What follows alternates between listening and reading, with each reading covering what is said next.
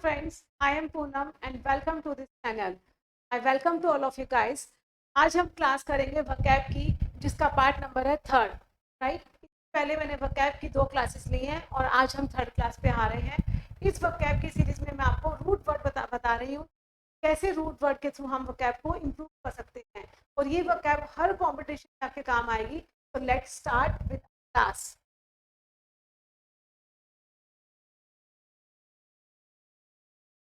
तो आज का हमारा टॉपिक है, क्या है क्लास का topic? Root words, right.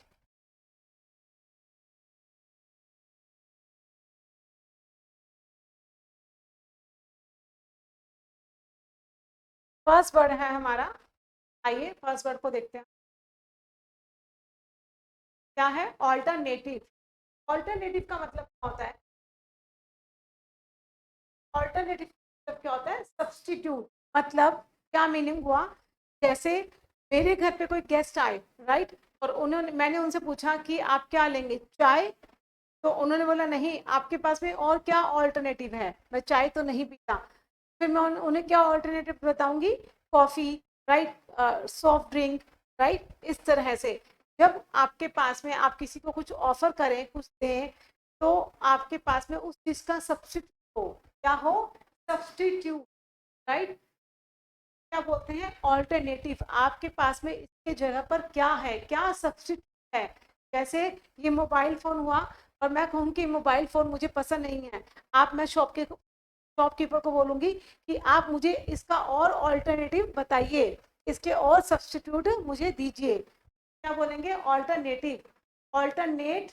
Alternate का क्या मतलब होता है? One by one, one off and one on. मतलब अगर मेरी क्लास होती है मंडे, वेनेसडे एंड फ्राइडे, मतलब every alternate day. Monday, Monday को क्लास है, Tuesday is off, then Wednesday is on, Thursday is off and Friday is on.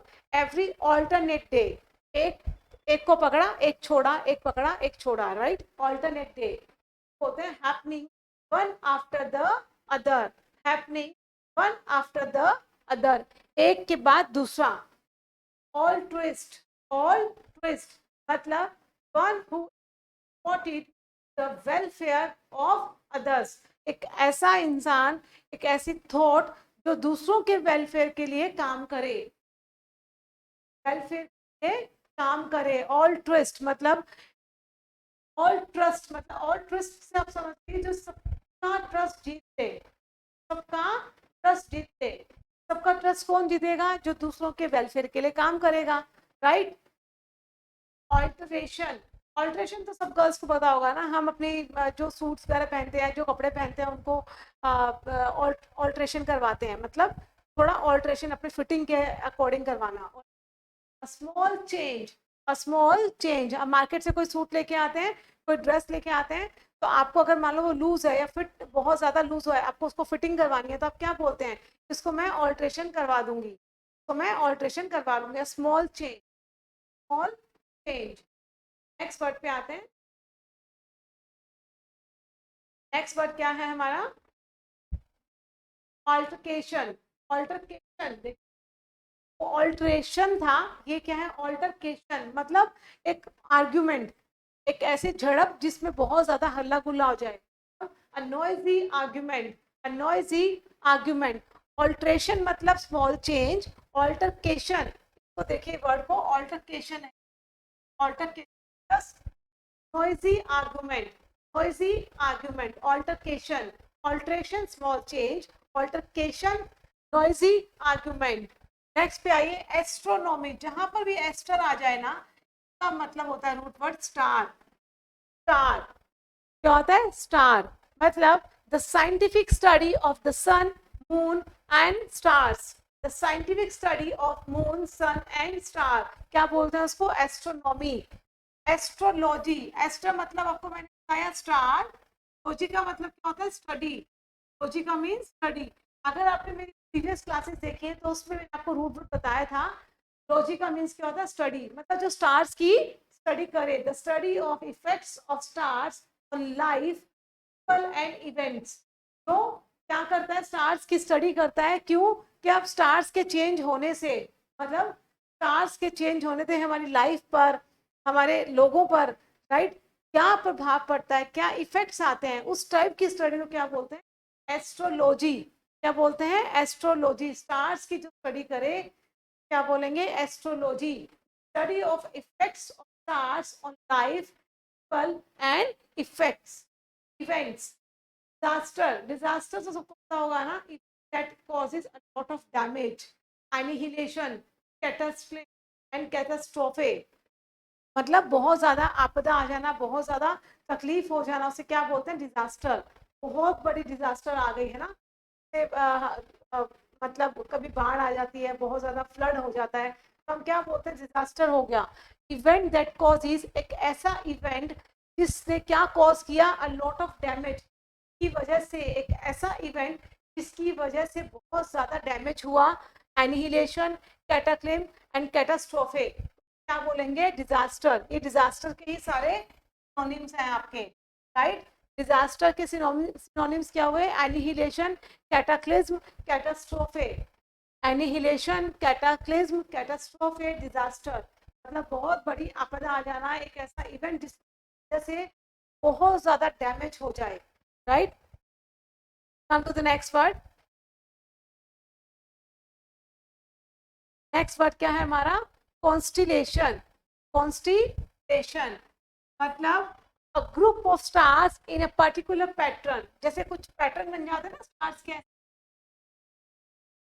Pattern बन जाए, तो इस पैटर्न को, स्टार्स के ग्रुप से पैटर्न बन जाए, क्या बोलेंगे हम, ना सप्तऋषि तारा, ऐसे करके पैटर्न्स बन जाते हैं ना।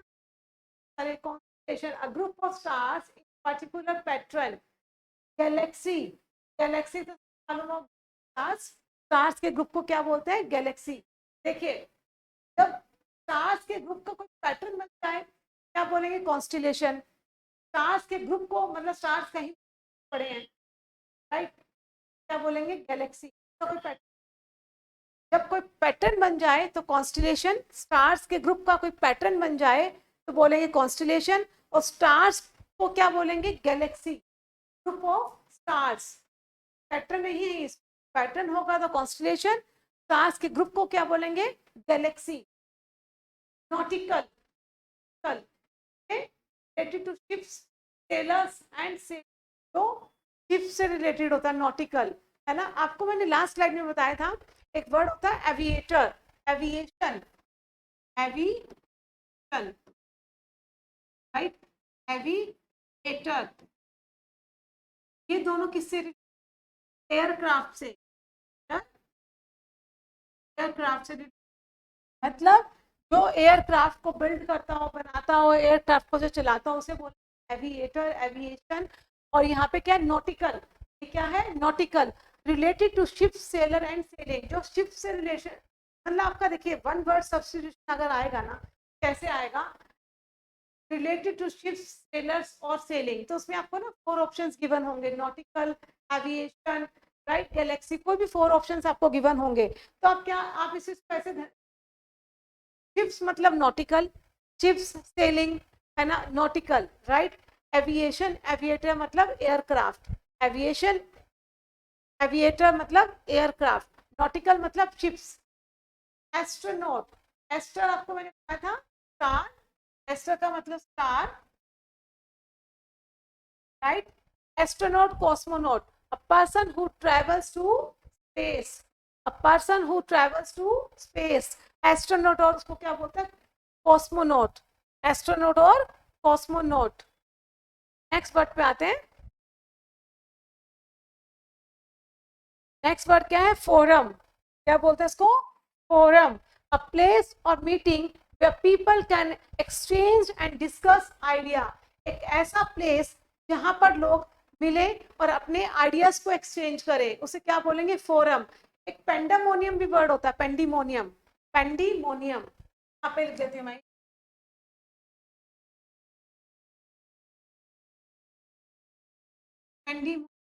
पेंडेमोनियम भी वही होता है, a place where people meet and they exchange their ideas. एक ऐसा स्थान जहां लोग मिले और अपने आइडियाज को एक्सचेंज करें, बेसिकली मीटिंग का प्लेस होता है, राइट। तो उसे क्या बोलते हैं, पेंडेमोनियम, फोरम। क्या बोलेंगे, फोरम या फिर पैंडिमोनियम। एक होता है कॉन्ग्रेगेशन। कॉन्ग्रेगेशन का क्या मतलब होता है, ये मीटिंग का तो प्लेस होता है, लेकिन रिलीजियस मीटिंग, रिलीजियस मीटिंग मतलब आप कहीं सत्संग में जाते हैं, राइट। तो क्या होती है वो आपकी सत्संग में, क्या बोलते हैं, कॉन्ग्रेगेशन। सत्संग में सारे लोग बैठते हैं मिलकर, सब लोग मिलकर सत्संग करते हैं, उसे क्या बोलेंगे, कॉन्ग्रेगेशन। उस टाइप की मीटिंग को हम फोरम या पेंडिमोनियम नहीं कहते। सत्संग में जब आप जाते हैं, लोगों से मिलते हैं, तो उसे हम पेंडिमोनियम या फोरम नहीं कहेंगे, उसे बोलेंगे congregation. Congregation religious meeting, religious meeting जैसे राधे माँ टाइप का, वो राधे माँ आ जाती हैं तो वो सत्संग नहीं होते हैं, क्या बोलेंगे, कॉन्ग्रेगेशन। डेक्स्ट्रस, डेक्स्ट्रस तो लोग एफिशिएंट होते हैं, एफिशिएंट नहीं है, एफिशिएंट, लेफ्ट है ये, लेफ्ट सही था वर्ड, लेफ्ट, लेफ्ट है ये, हाँ राइट, लेफ्ट, लेफ्ट एफिशिएंट, जो अपने आप में पूर्ण हो, संपूर्ण हो, एफिशिएंट हो, डेफ्ट हो, राइट। एप्ट भी बोल सकते हैं इसे। एड्रॉइट, एड्रॉइट का मतलब भी होता है skillful and clever, skillful and clever. Next word पे आते हैं,